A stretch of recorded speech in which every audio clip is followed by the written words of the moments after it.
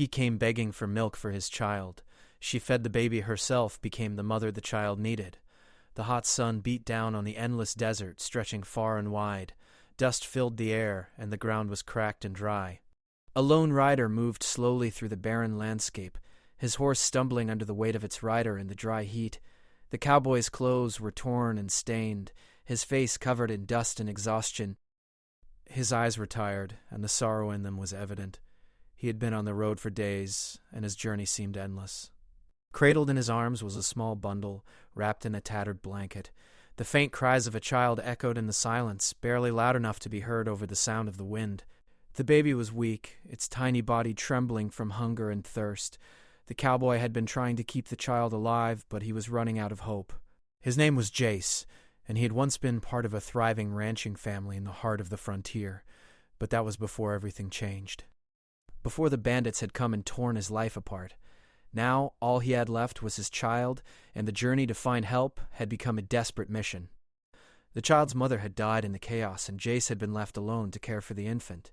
The heat was unbearable, and Jace knew that he couldn't go much further without help. His horse, a once proud creature, was now struggling just as much as he was. They had both traveled far, and their strength was fading. Jace didn't know where to turn, but he knew that he had to find a place to stop, if only for a moment. Up ahead through the dust and haze, Jace saw a small building. It was a simple structure, wooden and weathered by years of harsh winds and sun. The only sign of life was a plume of smoke rising from the chimney, a farm. It was a long shot, but Jace had no other choice. He urged his horse forward, praying that someone was there. As he drew closer, the building came into focus.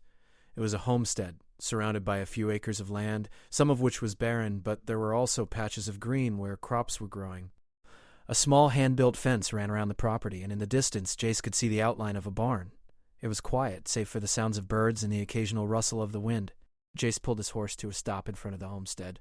His hand shook as he slid off the horse, careful not to disturb the child in his arms. He looked up at the house, his heart pounding. He didn't know who lived here, but he had no other options. He took a deep breath, trying to steady himself. His boots crunched in the dry dirt as he walked up to the front door and knocked weakly. The sound echoed in the quiet air, and for a moment there was no answer. Just as Jace was about to turn and leave, he heard footsteps approaching from inside. The door creaked open, and a woman stood in the doorway, her eyes widening in surprise as she saw the cowboy and the child in his arms. She was dressed in simple clothes, a faded apron tied around her waist, and her brown hair was pulled back in a neat braid. "Can I help you?" she asked, her voice cautious but kind. She looked Jace up and down, taking in his disheveled appearance. Jace hesitated, unsure of how to ask for help. His throat felt dry, and his voice came out weak. I'm sorry to trouble you," he began, his words stumbling. "I'm desperate. My child, she needs milk. Please, can you help us?" No one studied him for a moment, her brow furrowed with concern. She looked at the child in his arms, and something in her expression softened. The baby was small, barely more than a few months old, and the sight of it tugged at her heart. The woman had no children of her own, but she had been a nurse once, traveling to different planets to help those in need. She knew the value of life, of protecting the innocent, and her instincts told her to help. She stepped aside, motioning for Jace to come in. "You're welcome here," she said gently. "Come inside, and I'll see what I can do." Jace let out a sigh of relief and stepped inside the small cabin. The interior was modest, with wooden floors and simple furniture. A warm fire crackled in the corner, and the smell of fresh bread filled the air. There was a small kitchen to one side and a table set with a few chairs. The woman led Jace to the table and gestured for him to sit. She took the baby from his arms with surprising ease, cradling the child gently. "I'll take care of her," she said, her tone calm and reassuring. "You rest for a moment. You've been through a lot." Jace sank into a chair, his body finally giving way to exhaustion. He watched as the woman moved about the room, quickly gathering supplies. She filled a small bowl with warm milk and brought it over to the baby. As she fed the child, Jace felt a strange mix of gratitude and guilt. He had never wanted to burden anyone, but he had no other choice. The woman looked at him as she gently rocked the baby.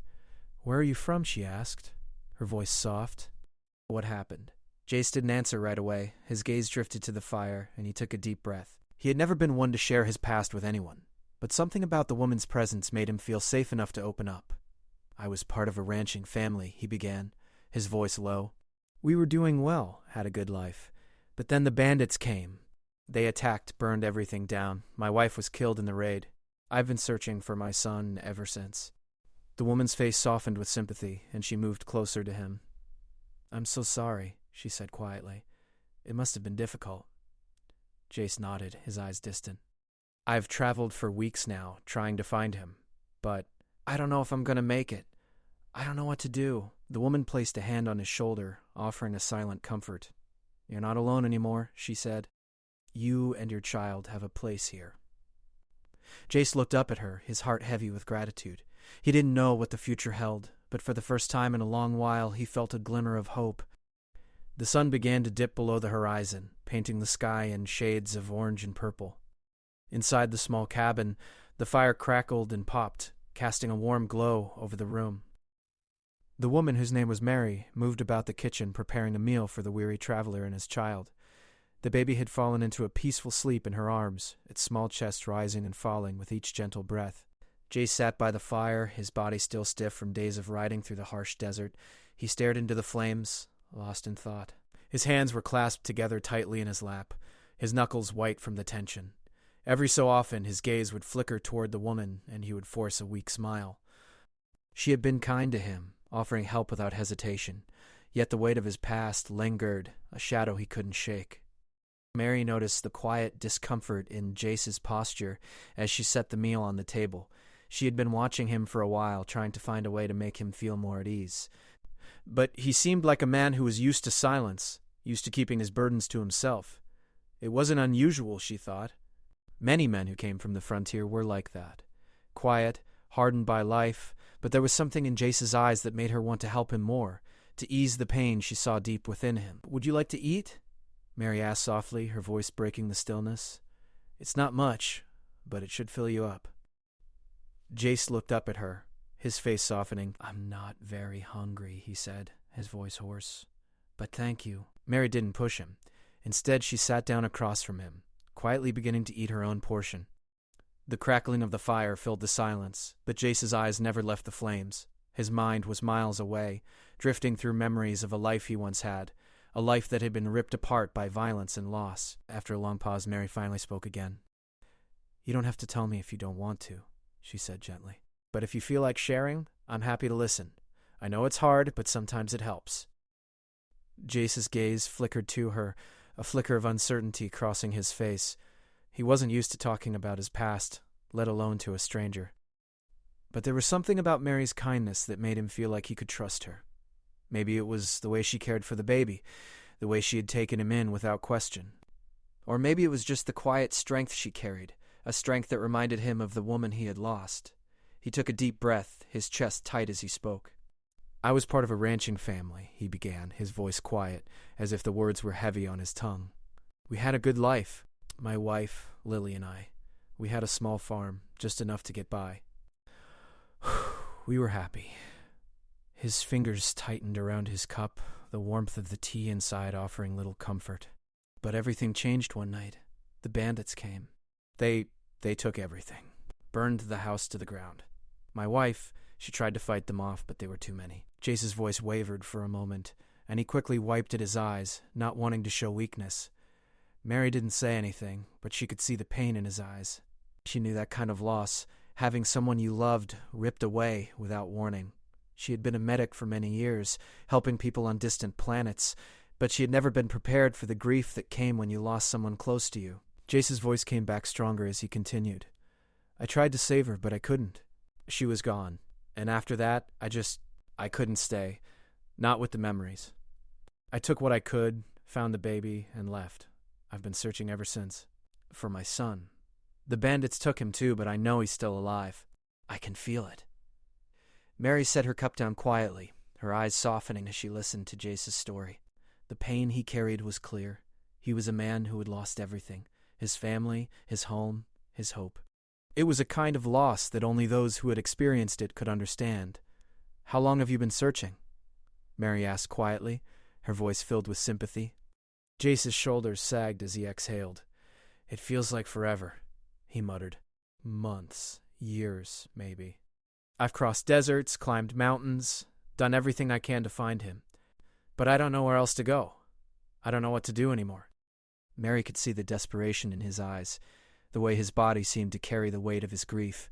She had seen many men like him, broken, lost, and desperate for something they couldn't find. But there was something different about Jace, something that made her believe that, despite everything, he wasn't completely lost. "I'm sorry," Mary said softly. "I know it's hard to keep going when you feel like you've lost everything, but sometimes the answers come when we least expect them. Maybe you've been looking too hard.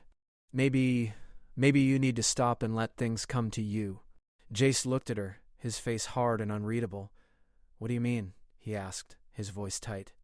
"I mean," Mary said, pausing for a moment to gather her thoughts, "that sometimes when we're lost, we need to stop running, stop searching for answers. When you're always chasing something, you don't see what's right in front of you. Maybe the answer isn't out there in the desert. Maybe it's here, where you least expect it." Jace's eyes narrowed, and for a moment he was silent. He didn't know what to make of her words. Could she be right? Was he chasing something that couldn't be found? Or had he just been running from the pain for so long that he couldn't see the truth? "I don't know," he said finally, his voice quieter now. "I don't know what to believe anymore." Mary stood up, walking over to the baby and gently rocking it in her arms. She looked down at the sleeping child, its tiny chest rising and falling with each breath. "Sometimes," she said softly, "it's the smallest things that save us, like a child or a stranger. Sometimes the love we need isn't something we go looking for. Sometimes it's something that finds us." Jace watched her for a moment, his mind spinning with her words. He didn't know what to think, but he couldn't deny the feeling that something was shifting inside him. Maybe Mary was right. Maybe it wasn't about finding his son. Maybe it was about finding the strength to move forward, to heal, and to let the past go. As the fire crackled softly in the corner, Jace leaned back in his chair, the weight on his shoulders feeling just a little lighter. There was still so much to do, so much to figure out. But for the first time in a long while, he felt a flicker of hope. The days seemed to slip by quietly as Jace settled into the rhythm of life on Mary's small farm. The mornings were still and peaceful, the kind of mornings that Jace had almost forgotten existed. The world outside was harsh, unforgiving, but here, on this piece of land tucked away from the rest of the world, there was calm. Mary had shown him how to care for the baby, teaching him the little things he had never known, how to change the child's clothes, how to soothe her when she cried, how to feed her the right way. Jace had never imagined he would need to know such things. He had always been a rancher, a man of the land, used to riding horses and handling cattle. But this was different. Taking care of a baby was like learning a new language, and he felt out of place. Still, Mary's presence was a steadying force. She was calm and patient with him, never judging, always encouraging. It wasn't just the baby that she cared for. It was him, too. Her kindness had no limits, and as the days passed, Jace found himself relying on her more and more. It was in the quiet of the night, after the baby had fallen asleep, that Jace's thoughts turned darker. His memories of the past would resurface, the memories of his wife, Lily, and the life they had built together. He could almost hear her laughter, see her bright smile, and feel the warmth of her hand in his. He hadn't been able to protect her, and now he couldn't protect his son either. The guilt gnawed at him, never allowing him a moment of peace. One night after the baby had been fed and settled down to sleep, Jace found himself sitting outside on the porch staring at the stars above. The air was cool, and the sounds of the night were calming. Crickets chirping, the rustling of the wind through the trees, and the distant howl of a coyote. But Jace couldn't shake the feeling that he was still searching for something that was just out of reach. Mary stepped out onto the porch, quietly closing the door behind her. She had noticed Jace sitting alone, and something in her heart told her he needed someone to talk to. She hadn't pressed him about his past, not wanting to force him to relive the pain he clearly carried, but she knew he couldn't keep it all inside forever. "Mind if I join you?" Mary asked, her voice gentle. Jace turned his head and gave her a small, weary smile. "No, go ahead." For a long while, neither spoke. The silence between them was comfortable, though Jace felt the weight of his thoughts pressing in on him. Finally, it was Mary who broke the silence. "You know," she said softly, "I've seen a lot of people go through tough times. Some of them never recover. But you're different." Jace glanced at her, his brow furrowing slightly. "What do you mean?" Mary looked at him, her eyes warm and understanding. "Even when things seem impossible, you keep going. You've been through so much, and yet you're still here. You're still trying." Jace looked away, his gaze returning to the stars. He hadn't felt like a man who was still trying. He felt like someone who had already lost everything. But Mary's words lingered, and he couldn't deny the truth in them. He hadn't given up. Not yet. I don't know if I'll ever find my son, Jace said quietly. I've been looking for so long, and every time I think I'm close, something stops me. I don't know how to keep going. Mary placed a hand on his shoulder, a small gesture that spoke volumes. Maybe you don't need to find him right now. Maybe you just need to be here, with us. Jace turned to her, his eyes searching her face. What do you mean? I know you're focused on your son. I can see it in your eyes. But this baby, she gently nodded toward the window where the child was sleeping. This baby needs you, Jace. She needs a father, and I think you're starting to realize that too. Jace felt a pang in his chest. He had always thought of himself as a failure, a man who couldn't even protect his own family. But here, in this quiet little farm, with Mary's help, he was beginning to feel something else, something he hadn't felt in years. He was starting to feel like he could be something more, like he could be a father to this child, even if she wasn't his own. The baby, who had been quiet for the past few minutes, began to stir in the room behind them. Jace stood up quickly and went inside, moving softly to where the baby lay in the cradle. He gently lifted her into his arms, rocking her back and forth, his heart swelling with a strange mixture of protectiveness and tenderness. Shh, Jace whispered, his voice soft. It's okay, Daddy's here. Mary watched him, a smile playing at the corners of her mouth. She had seen a change in him over the past few weeks, a change that was as slow and quiet as the seasons shifting. He was beginning to heal, beginning to let go of some of the darkness that had consumed him. And it was the baby, in part, who had helped him find his way. She had been the light in his life, even though he hadn't known it at first. As Jace rocked the baby, Mary stepped up behind him, placing a hand on his back. You're doing good, Jace, she said quietly. You're doing just fine. Jace didn't respond at first, but after a moment he nodded slowly. He felt the weight of the child in his arms, the warmth of her tiny body against his chest, and for the first time in a long time, he felt hope. He turned to Mary, his eyes filled with gratitude. Thank you, he said quietly, for everything. I don't know where I'd be without you. Mary smiled at him, her heart swelling with affection. You don't need to thank me, she said softly. I'm just here to help. You're the one who's making all the difference. Jace nodded, the words sticking in his throat. He didn't have all the answers yet, and he still didn't know what the future would hold. But for the first time, he felt like he was on the right path. The road ahead was uncertain, but with Mary's support, he wasn't alone anymore. As the night settled in, the two of them stood together in the quiet of the cabin, the baby safe in Jace's arms. The fire crackled behind them, casting a soft glow over the room, and in that moment, Jace knew that no matter what came next, he was ready to face it. The sun had begun to rise over the horizon, casting a soft golden light across the farm. The air was cool, a welcome change from the heat of the past few weeks. The day was starting like all the others, quiet, calm, with nothing to disturb the peace. But for Jace, everything was different now. He stood outside watching the sky turn shades of pink and orange, the stillness of the morning wrapping around him like a comforting blanket. He had always hated mornings, especially when he had to face them alone. But today, there was something in the air, something that made the quiet feel full. He wasn't alone anymore. Inside the cabin, Mary was preparing breakfast. The smell of fresh bread and hot coffee filled the air, and the baby, who had started to cry, was gently soothed by Mary as she rocked her in the chair. The house felt warm, alive with the sounds of life. It was a far cry from the cold, empty silence Jace had known in his past. He walked back inside, stepping into the familiar warmth of the cabin. Mary looked up at him, a soft smile on her face. The baby was now quiet in her arms, her tiny hands reaching out as if trying to grab the world around her. Good morning, Mary said, her voice gentle as always. Jace smiled back at her. Morning, he said, his voice steady. He didn't need to say much more. The words they shared were often few, but they were enough. They didn't need anything more. He walked over and gently took the baby from her arms, his own hands still unsure but learning. The baby cooed in his arms, a soft sound that warmed his heart. It was a sound he hadn't expected to hear in his life again, the sound of something small, something precious, something alive. She's getting bigger every day, Jace said softly, looking down at the child. Mary nodded, a soft chuckle escaping her lips. And smarter, too. You've been doing well with her. Jace didn't answer at first. His eyes were focused on the baby, his heart filling with a tenderness he hadn't felt in years. He had been a different man when he first arrived at this place, broken, desperate, and lost. But now, with each passing day, he was beginning to feel like himself again. Not just a man who had lost everything, but a man who could still give, still love, still be needed. He sat down at the table, rocking the baby gently as he looked over at Mary. I never thought I'd be here. I never thought I'd get the chance to be a father again, not like this. Mary set the breakfast on the table and joined him, sitting across from him with a soft smile.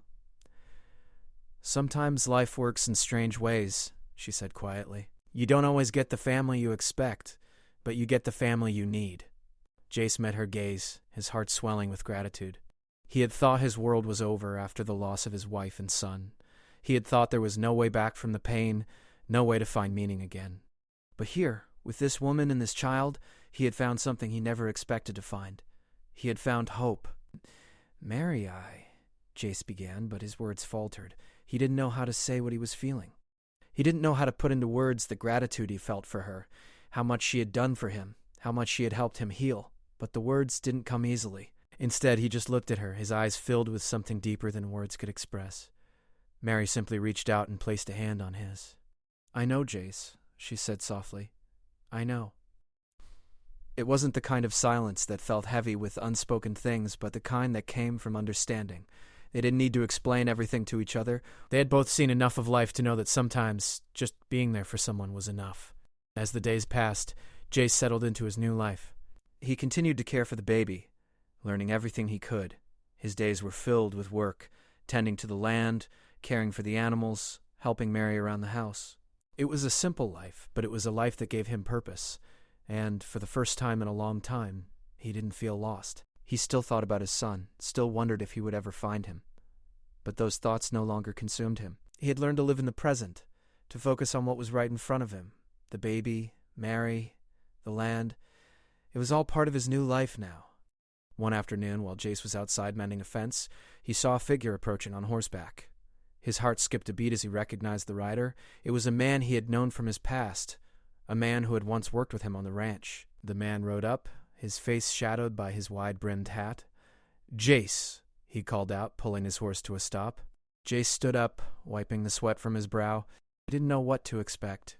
It had been years since he had seen this man, and he had no idea what had brought him here. You look good, the man said, eyeing him up and down. Better than the last time I saw you, that's for sure. Jace nodded slowly. Yeah, things have changed. The man looked over his shoulder, his eyes scanning the land. I heard about the attack, about your family. I came to offer my condolences and to see if you needed anything. Jace's eyes hardened slightly. He hadn't expected to see anyone from his past, especially not someone who had known him before the pain had taken over. He had built a life here with Mary, and he didn't want that to be taken from him. I'm doing all right, Jace said, his voice steady. I'm not the same man I was. The man studied him for a moment as if trying to read him. I can see that, he said slowly. You found something, haven't you? A reason to keep going. Yeah, I have. Instead, he simply tipped his hat and turned his horse around. Good to see you, Jace. Take care of yourself. Jace watched him ride off into the distance, his mind racing. He hadn't expected that visit, but in a way, it felt like closure. The past was behind him now. He didn't need to go back to it. He had everything he needed right here. When he returned to the cabin, Mary was sitting on the porch, the baby in her arms. Jace walked up to her and sat down beside her. The baby cooed in her arms, a sound that filled the air with warmth. You're different, Jace, Mary said softly, glancing up at him. Jace smiled, looking out at the land that stretched before them. I know, he said quietly. I'm finally starting to live again. And in that moment, as the sun set behind them, casting the sky in shades of gold and red, Jace knew that his life had come full circle. He had lost so much, but he had also found so much more. And now, he had a family that had brought him back from the darkness and into the light.